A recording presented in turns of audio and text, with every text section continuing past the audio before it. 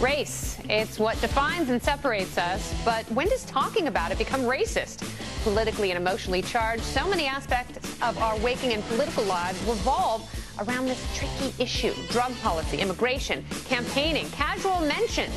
Anytime we differentiate based on different skin color, we land in hot water. But it's a tool often overused to pigeonhole and stereotype people and entire groups, and it's almost impossible to unpaint yourself once you've landed in the racist corner. The Dream Act comedy, the Tea Party, Obamacare, is it racist? That's the question we'll ask tonight. This is The Independent.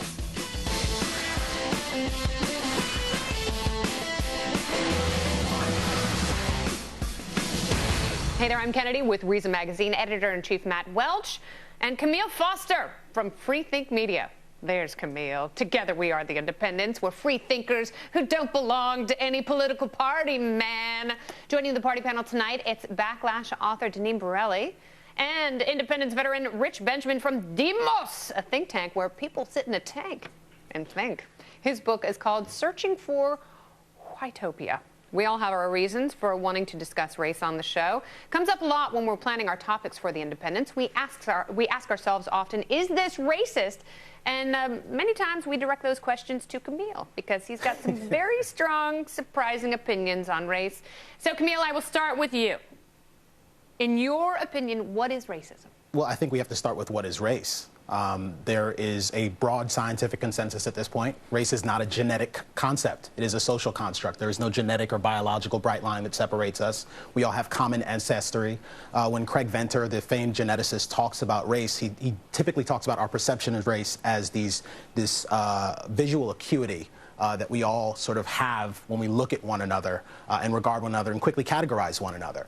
It's been no end of problems when we look at politics, certainly in the context of the United States and around the world, but it's a fairly young concept, several hundred years. Now, when we talk about what is racism, it's I guess I would define it as beliefs or actions that are, in fact, constructed in such a way that they suggest that one racial group is superior to another racial group.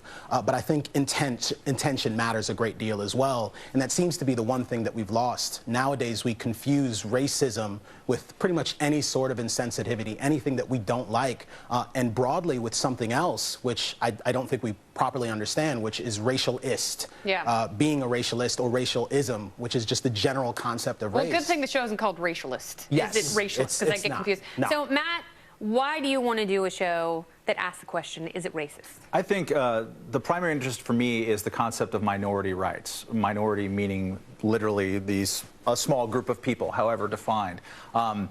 In terms of government policy and also sort of societal mores, anytime you have a solid majority of people, they tend to try to impose their will onto the minority. They'll do it, and again, any kind of minority could be a political minority, and they will use the law and bend things in that direction. So I'm interested in the protection of minorities in that way. And race, I think, given the history of this country, of slavery, of the worst institutions in our government in history, I think have involved slavery. So when we look at race, it is sort of a canary in the coal mine. If something is happening disproportionately, wildly disproportionately to African Americans, I think it's a sign or a potential sign of us saying, okay, maybe we still have some legacy institutions. This is a way to somehow have really bad policy here that's being sort of submerged into our lives. Well, it's also a way of, if you disagree with the first African American president, you're called a racist, which I think is wrong. I mean, and Rich, I will ask you this. Have we moved past race by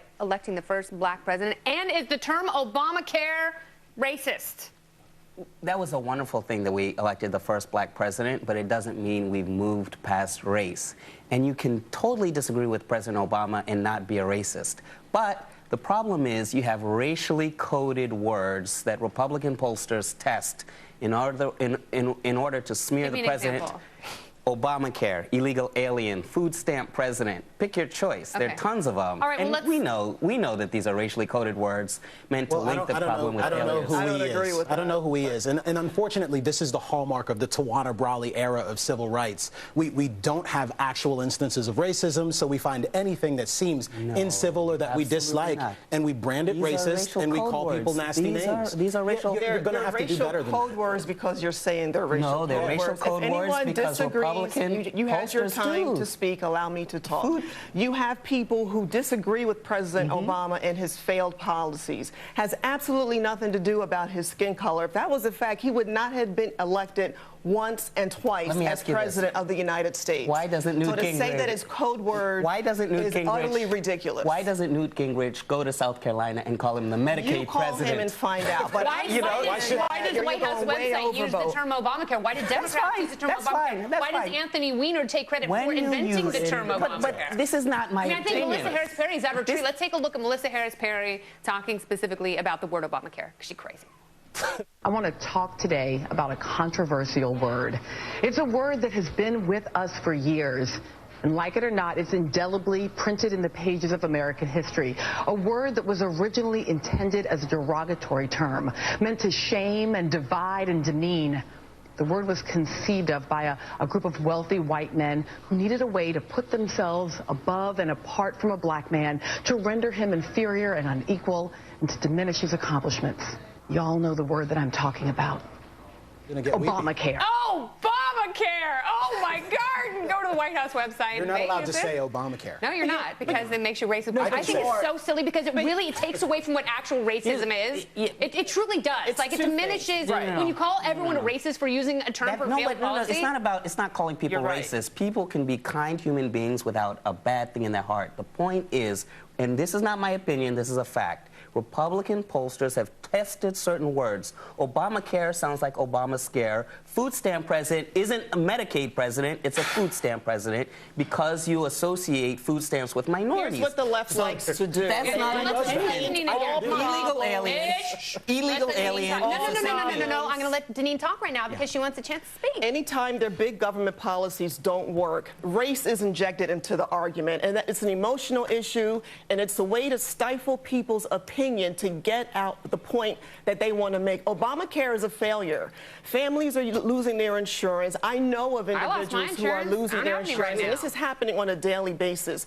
The rates are not lower. The premiums are not lower. Americans are being harmed. So to play the race card, I find it to be very irresponsible and dangerous. It's a horrible tactic to use, and it's just a poor way of trying to relay their message and to attack those who disagree with President Obama. Okay, Rich, I know you're excited and your passions have been stoked, and I appreciate that, but you're going to have to come back. And we're going to see you in a later panel in just a little bit. We will keep talking and ask the question whether or not it's racist. Lou Mother-Lovin' Dobbs is going to be here. He's going to break down immigration the way only he can. Is our immigration policy racist? But next, we're going to be joined by Sherrod Small and Jim Norton, two funny fellas who will share insight and tears when comedy crosses the racial line.